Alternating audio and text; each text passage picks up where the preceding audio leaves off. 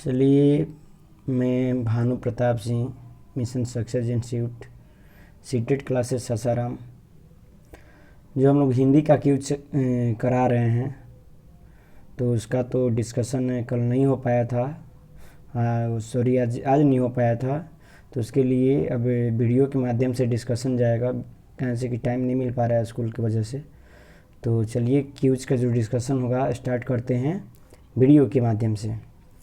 कल का जो क्वेश्चन नंबर 3 था, क्वेश्चन नंबर 1 और 2 नहीं था, क्वेश्चन नंबर 3 से था। तो देखते हैं क्या आंसर होगा, कैसे होगा। तो क्वेश्चन नंबर 3 है, किसका संबंध बोलने के कौशल के विकास से नहीं है? किसका संबंध बोलने के कौशल, बोलने वाचन कौशल के विकास से नहीं है? ऑप्शन नंबर 1 पे आएंगे, लिखा हुआ सस्वर वाचन। सस्वर वाचन का मतलब होता है स्वर के साथ बोलना। तो ये तो बोलने के कौशल के विकास से है, तो बिल्कुल सही है। आगे दूसरा, शुद्ध उच्चारण। शुद्ध उच्चारण कैसे करेंगे? जब हम बोलेंगे तभी तो शुद्ध उच्चारण करेंगे ना, तो ये भी बोलने के कौशल के विकास से है। 3 है कविता पाठ। कविता का पाठ भी बोल करके किया जाता है, तो ये भी बोलने के कौशल के विकास से है। जबकि प्रतिलिपि जो है लेखन विकास से है, लेखन से संबंधित है, लिखने से संबंधित है। तो इसका ऑप्शन नंबर हो जाएगा क्या? तो इसका ऑप्शन हो जाएगा डी नंबर, प्रतिलिपि। प्रतिलिपि जो है बोलने के कौशल के विकास से नहीं है, लिखने के कौशल के विकास से। आगे आपका क्वेश्चन नंबर 4, भाषा कौशल में सबसे पहले किस कौशल का विकास करना चाहिए? भाषा कौशल में सबसे पहले किस कौशल का विकास? तो हम लोग पढ़ चुके हैं, भाषा कौशल 4 होते हैं। सुबो पोली, सुनना, बोलना, पढ़ना, लिखना। तो भाई जब भाषा कौशल 4 हैं, तो सबसे पहले किस कौशल का विकास होगा? सुनने वाले कौशल का विकास पहले होगा। सुनना मतलब श्रवण कौशल का विकास पहले होगा। श्रवण बाबू पहले सुनता है, सुबो पोली में क्या करता है? पहले सुनता है, उसके बाद बोलता है, उसके बाद पढ़ता है और अंत में लिखता है। तो भाषा कौशल 4 हैं सुबोपोली, जिसमें से पहला कौशल आपका कौन होना चाहिए? श्रवण कौशल। जब सुनेगा तभी बोल पाएगा। यदि कोई बच्चा सुनता नहीं है तो वो बोल नहीं पाएगा। इसलिए इसका आंसर होगा सी नंबर, श्रवण कौशल। 4 का आंसर होगा सी, श्रवण। भाषा कौशल में सबसे पहले किस कौशल का विकास? तो श्रवण कौशल का, सुनने वाले कौशल का विकास होना चाहिए। आगे क्वेश्चन नंबर 5 है, कौन कथन संगत नहीं है? कौन इसमें से जो कथन है वो सही नहीं है, संगत नहीं है? तो ऑप्शन नंबर 1 है, पाठ्य पुस्तक विद्यार्थी और शिक्षक दोनों के लिए आधारभूत है। ये बिल्कुल सही है। जो पाठ्य पुस्तक होते हैं विद्यार्थी और शिक्षक दोनों के लिए बेस होते हैं, आधारभूत होते हैं। ऑप्शन नंबर 2 है, पाठ्य पुस्तक कक्षा शिक्षण का प्रमुख साधन है। बिल्कुल, जो बुक्स होते हैं, पाठ्य पुस्तक होते हैं, ये आपको सीखने में मदद करते हैं, साधन के रूप में कार्य करते हैं। तो बिल्कुल बी नंबर सही है कि शिक्षण का प्रमुख साधन है। और क्वेश्चन पहले पढ़ेंगे कि कथन संगत नहीं पूछ रहा है। आगे 3 पढ़ेंगे ऑप्शन सी नंबर कि पाठ्य पुस्तक शिक्षण का साधन है, साध्य नहीं। बिल्कुल सही है, पाठ्य पुस्तक शिक्षण का साधन है, साध्य नहीं है। यह भी सही है। 4 नंबर है, पाठ्य पुस्तक शिक्षण का साध्य है, साधन नहीं। पाठ्य पुस्तक जो होता है, जो बुक्स होते हैं, आपको सीखने में मदद करते हैं, साधन के रूप में कार्य करते हैं, तो साधन है, साध्य नहीं है। साध्य आपका लक्ष्य हो जाएगा, जबकि पाठ्य पुस्तक एक साधन है। तो ऑप्शन नंबर इसका 5 का ऑप्शन नंबर होगा डी नंबर, क्योंकि क्वेश्चन बोल रहा है कौन सा कथन संगत नहीं है। चलिए आगे बढ़ते हैं क्वेश्चन नंबर 6 पे। देखते हैं किसमें क्या है। भाषा शिक्षण में दृश्य श्रव्य साधनों के प्रयोग का मुख्य प्रयोजन है। भाषा में जब हम भाषा पढ़ते हैं तो दृश्य श्रव्य साधन का प्रयोग किस लिए करते हैं? दृश्य साधन क्या है भाई? जिसको हम देख करके सीखते हैं। श्रव्य का मतलब जिसको हम सुन करके सीखते हैं, और दृश्य श्रव्य का मतलब जिसको देखते भी हैं और सुनते भी हैं। तो कौन सा होगा? दृश्य श्रव्य का प्रयोग। का प्रयोजन क्यों किया जाता है, उपयोग क्यों उसका यूज करते हैं। ऑप्शन फर्स्ट है विद्यार्थियों की विभिन्न इंद्रियों को क्रियाशील बनाना। विद्यार्थियों की जो ज्ञान इंद्रियाएं हैं, पांच ज्ञान इंद्रियाएं होती हैं, सेंस ऑर्गन्स 5 होते हैं। वहीं आपका आँख, उसके बाद नाक, कान, टंग, जीभ और स्किन, त्वचा। ठीक, ये हमारी 5 ज्ञान इंद्रियां हैं। और श्रव्य दृश्य श्रव्य साधन क्या करता है कि हमारे ज्ञान इंद्रियों को एक्टिव बना देता है, क्रियाशील बना देता है। और ध्यान में रखेंगे जिस ऑप्शन में जितनी ज़्यादा ज्ञान इंद्रियां एक्टिव होंगी उतना ही ज़्यादा बच्चा सीख पाएगा। एक बच्चा ऐसे देख लीजिए एग्जाम्पल के तौर पे, एक बच्चा केवल सुनता है, सुन करके सीख रहा है, एक बच्चा देख करके सीख रहा है, और एक बच्चा है वो सुन भी रहा है और देख भी रहा है। मतलब उनकी ज्ञान इंद्रियां 2 एक्टिव है, आंख भी एक्टिव है और कान भी एक्टिव है। मतलब जितनी ज़्यादा ज्ञान इंद्रियां एक्टिव रहेंगी उतना ही ज़्यादा बाबू सीख पाएगा। तो ऑप्शन नंबर इसका ए नंबर बिल्कुल सही है। आगे है शिक्षण में विविधता लाना, तीसरा है रोचकता का संचार करना, चौथा है मनोरंजन करना। तो दृश्य श्रव्य साधन का सबसे बेस्ट आपका मुख्य प्रयोजन है कि ज्ञान इंद्रियों को क्या करना, क्रियाशील बनाना। जितनी ज़्यादा ज्ञान इंद्रियां क्रियाशील होंगी उतना ही ज़्यादा बच्चे सीख पाएंगे। चलिए क्वेश्चन नंबर आगे बढ़ते हैं, 7 नंबर। अर्थ ग्रहण के कौशल के विकास के लिए अधिक उपयोगी है। अर्थ ग्रहण के कौशल के विकास के लिए अधिक उपयोगी है। अर्थ ग्रहण करने के लिए हम लोग पढ़ेंगे ऑप्शन में समाचार वाचन, दूसरा है व्याकरण शिक्षा, थर्ड है मौन वाचन, चौथा है सस्वर वाचन। हम लोग पढ़ चुके हैं मौन वाचन। मौन वाचन में क्या किया जाता है, मन ही मन पढ़ा जाता है, मीन्स बिना स्वर के साथ चुपचाप पढ़ना, बिना आवाज के साथ पढ़ना मौन वाचन। और किस लिए करते हैं, गहन अध्ययन करने के लिए मौन वाचन किया जाता है।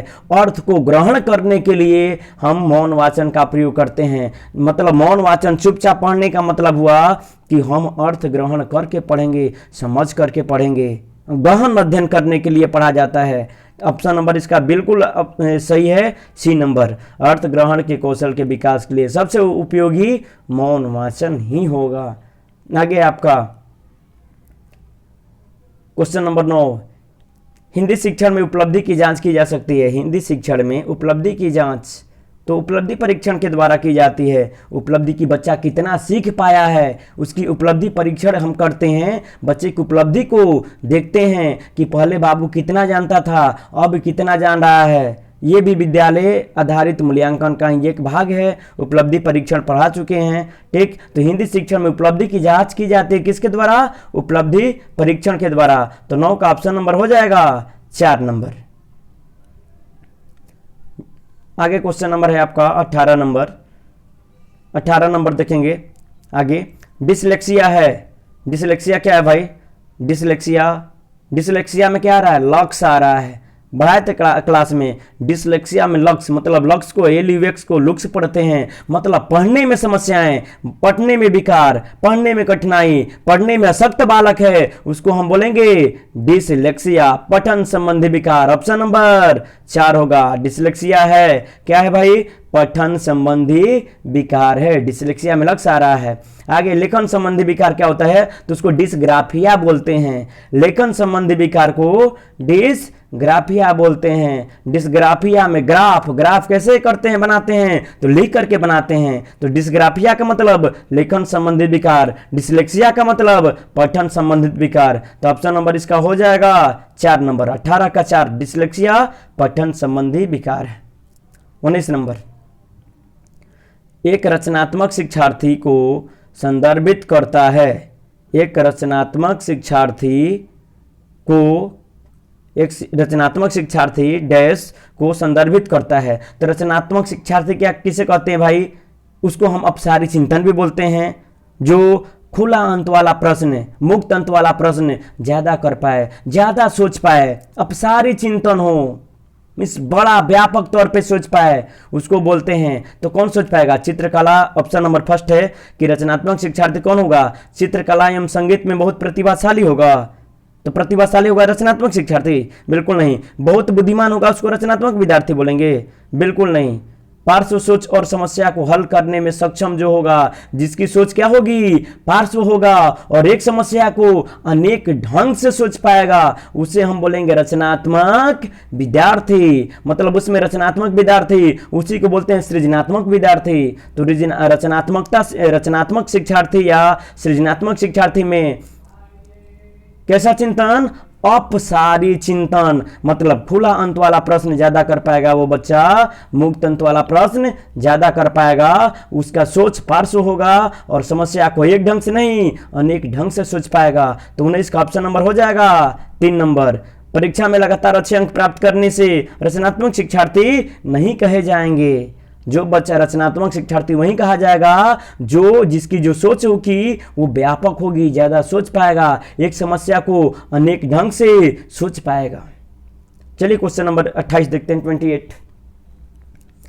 व्याकरण शिक्षण के लिए सर्वाधिक उपयुक्त शिक्षण विधि है। पढ़ा चुके हैं व्याकरण शिक्षण के लिए सबसे अच्छी विधि आगमन विधि मानी जाती है, क्योंकि आगमन विधि में बच्चों को आगमन विधि एक मनोवैज्ञानिक विधि है और इसमें बच्चों को उदाहरण बता करके नियम बताए जाते हैं। मनोवैज्ञानिक विधि मतलब ये रटने पे जोर नहीं देता है, मनोवैज्ञानिकों का कहना ही है कि रटने पे जोर नहीं दिलवाना है। मनोवैज्ञानिक विधि रटने पे जोर नहीं देता है। आगमन विधि एक मनोवैज्ञानिक विधि है और यह रटने पे जोर नहीं देता है। इसमें हम उदाहरण से नियम की ओर जाते हैं, ज्ञात से अज्ञात की ओर जाते हैं, मूर्त से अमूर्त की ओर जाते हैं। ये सारी चीज क्लास में बता दिए हैं, ठीक। मूर्त से अमूर्त की ओर, स्थूल से सूक्ष्म की ओर जाते हैं, विशिष्ट से सामान्य की ओर जाते हैं। उदाहरण जब भी देंगे तो विशिष्ट लोगों का दिया जाता है। उदाहरण किसका, तो विशिष्ट लोगों का। उदाहरण से नियम मतलब विशिष्ट से सामान्य की ओर। जब भी उदाहरण देंगे तो वस्तुओं को दिखा करके मूर्त रूप से देंगे, मतलब मूर्त से अमूर्त की ओर, ज्ञात से अज्ञात की ओर। जस्ट इसके अपोजिट हो जाता है क्या, निगमन विधि, जो कि रटने पे जोर देता है। अमनोवैज्ञानिक विधि है, बच्चे की चिंतन क्षमता को घटा देता है, बच्चे की स्मरण शक्ति को बढ़ा देता है। तो आगमन विधि बिल्कुल सही होगा। व्याकरण शिक्षण के लिए सर्वाधिक उपयुक्त विधि कौन से है भाई, तो आगमन विधि है। भाषा संसर्ग विधि क्या है भाई, तो भाषा संसर्ग विधि है। इसमें भाषा संसर्ग की बात कर रहे हैं, इसमें लेखक की जो कृतियां होती हैं, कहानियां होती हैं, पुस्तकें होती हैं, वो बाबू को दे दिया जाता है पढ़ने के लिए, और पढ़ करके इसमें बच्चे अपनी भाषा का विकास कर लेते हैं। ये उच्च माध्यमिक शिक्षार्थी के लिए उपयुक्त विधि मानी जाती है। निगमन विधि बता चुके हैं कि निगमन विधि में पहले नियम बताए जाते हैं, उसके बाद उदाहरण बताए जाते हैं। इसमें बच्चे को फार्मूला दे दिया जाता है, बोल करके या लिख करके फार्मूला दे दिया जाता है और बच्चे रट लेते हैं, याद कर लेते हैं। आगे प्रत्यक्ष विधि। प्रत्यक्ष विधि क्या है, तो प्रत्यक्ष विधि बता चुके हैं आपको क्लास में। प्रत्यक्ष विधि में जो भाषा के ज्ञाता होते हैं या जो भाषा की जानकारी रखते हैं, उनके प्रत्यक्ष रूप से उनके सामने छोटे बालक को, छात्र को बैठाया जाता है और बैठा करके उनके सामने प्रत्यक्ष रूप से उनसे संप्रेषण, बातचीत, वार्तालाप कराया जाता है और बच्चे बातचीत करके अनुकरण के माध्यम से अपनी भाषा का विकास कर लेते हैं। इसमें मातृभाषा की आवश्यकता नहीं पड़ती है। तो ऑप्शन नंबर जब भी पढ़ेंगे तो देखेंगे 28 का व्याकरण शिक्षण के लिए सर्वाधिक उपयुक्त शिक्षण विधि है आगमन विधि। चलिए 29 नंबर पे आते हैं। भाषा शिक्षण में मातृभाषा का शिक्षण कार्य में प्रयोग करना बिल्कुल उचित है। बताया गया है क्लास में कि बच्चे की मातृभाषा में पढ़ानी है, ठीक। तो भाषा शिक्षण में मातृभाषा शिक्षण का प्रयोग करना बिल्कुल उचित है। Option number first. चलिए आगे नंबर लास्ट क्वेश्चन है 30 नंबर। अफेजिया क्या है भाई, अफेजिया कल बता दिए। अफेजिया और डिस्फेजिया क्या है, तो वाचन संबंधित विकार। वाचन मतलब बोलने संबंधित विकार, भाषा संबंधित विकार, मौखिक संबंधित विकार, मुंह से बोलते हैं मौखिक संबंधित विकार, भाषा बोलते हैं भाषा संबंधित विचार, या वाचन मतलब बोलने संबंधित विकार को अफेजिया या डिस्फेजिया बोलते हैं। लेखन संबंधित विकार क्या है भाई, तो लेखन संबंधित विकार को हम डिसग्राफिया बोलते हैं। पठन संबंधित विकार को डिसलेक्सिया बोलते हैं। डिसलेक्सिया लक्ष्य को पढ़ने से संबंधित, डिसग्राफिया ग्राफ बना करके लिखेंगे तभी तो ग्राफ बनाएंगे ना। तो लेखन श्रवण संबंधित विकार, सुनने संबंधित विकार को, चलिए तो अफेजिया वाचन संबंधित विकार को कहते हैं। लेखन संबंधित विकार को आपको कहा जाता है लिखन संबंधित को डिस्ग्राफिया, जबकि पठन संबंधित विकार को कहा जाता है डिसलेक्सिया। चलिए बाकी की चीज़ें आगे हम लोग क्लास में करेंगे। वीडियो यदि लंबा ज़्यादा हो जाएगी तो समस्याएं होंगी अपलोड होने में। ठीक, आगे क्लास में टू जेड मैटर जितना भी चीज़ें होंगी बताई जाएगी। आप ज्वाइन कीजिए, चैनल को सब्सक्राइब कीजिए, लाइक कीजिए और अपने मित्रों में जो घर से रह करके पढ़ाई करना चाहेंगे उनको बोलिए कि मिशन सक्सेस इंस्टीट्यूट जो कि सासाराम में है उससे जुड़ें और अपने लाइफ को बेहतरीन करें, शिक्षक बने। भावी शिक्षक हैं आप लोग, सीटेट क्वालिफाई करें। इसके लिए ढेर सारी शुभकामनाएं, आपको बहुत बहुत बधाई होगी यदि आप सीटेट क्वालिफाई करेंगे। ठीक है, थैंक यू।